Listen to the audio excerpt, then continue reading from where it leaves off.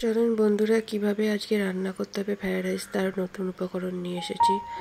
দেখে নেওয়া যায় কি কি নিয়েছি। নিচে হচ্ছে গাজর, বিনস, ফুলকপি, কাজু, কিশমিশ, এলাচ, দারচিনি, লবঙ্গ।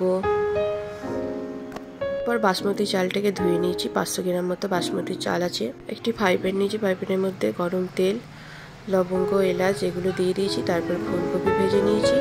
ফুলকপিগুলো অল্প করে ভেজে নেব।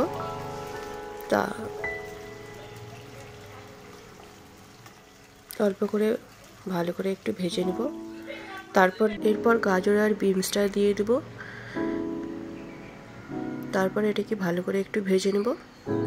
ভালো করে ভাজা হয়ে গেলে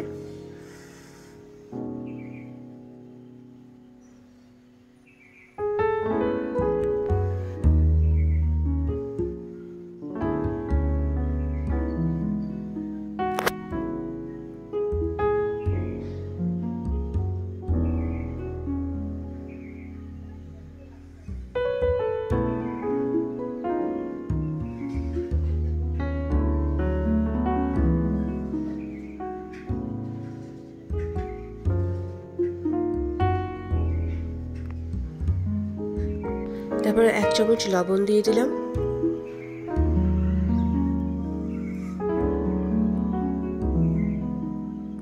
লবণটা দিয়ে দিলে সবজিগুলো একটু হালকা নরম হয়ে যাবে এবং সিদ্ধ হয়ে যাবে।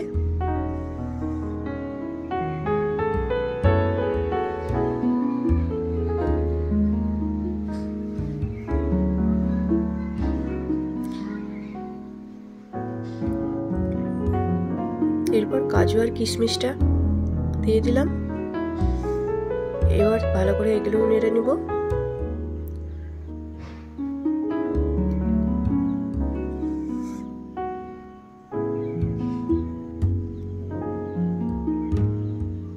এগুলো একটু ভালো করে ভাজা হয়ে গেলে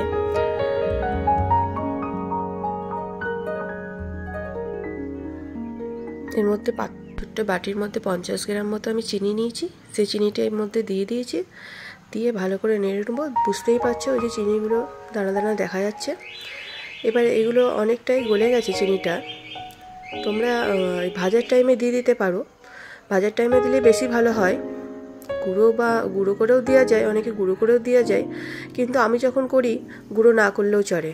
আমি এই যে একটু বাটার দিয়ে নিলাম। বাটারটা দিলে খুব সুন্দর হয়, গন্ধ ফ্লেভারটা খুব সুন্দর আসে এবং খেতেও খুব স্বাদ লাগে। তোমরা একবার খেয়ে দেখতে পারো। এরপর আমি রাইসটা দিয়ে দিয়েছি। দেখো রাইসটা কি সুন্দর ঝরঝরে হয়েছে, পুরো সাদা ফটফটে।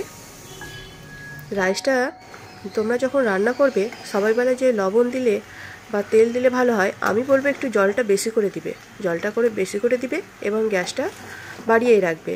ভালো মতো হয়ে গেলে ভাতটা এরকমই ঝরঝরে হবে। হ্যাঁ, আর ভাতটা যখন ফ্রাইড রাইসের জন্য করবে তখন 90% ভাতটা যেন হয়। এরপর আমি ঘি তো দিইনি, এখন আমি 3 চামচ ঘি দিয়ে দিলাম। ঘিটা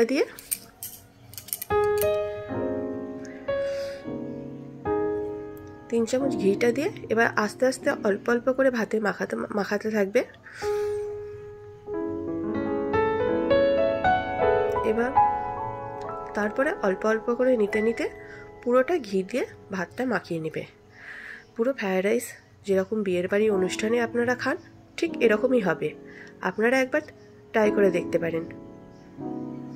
খুব সোজা এবং পদ্ধতিতে আমি আপনাদেরকে বলে দিলাম এবং আপনারা দেখেও নিলেন কত শর্টকাটে আমি রান্নাটা করলাম। দেখেন আমার পুরো কমপ্লিট,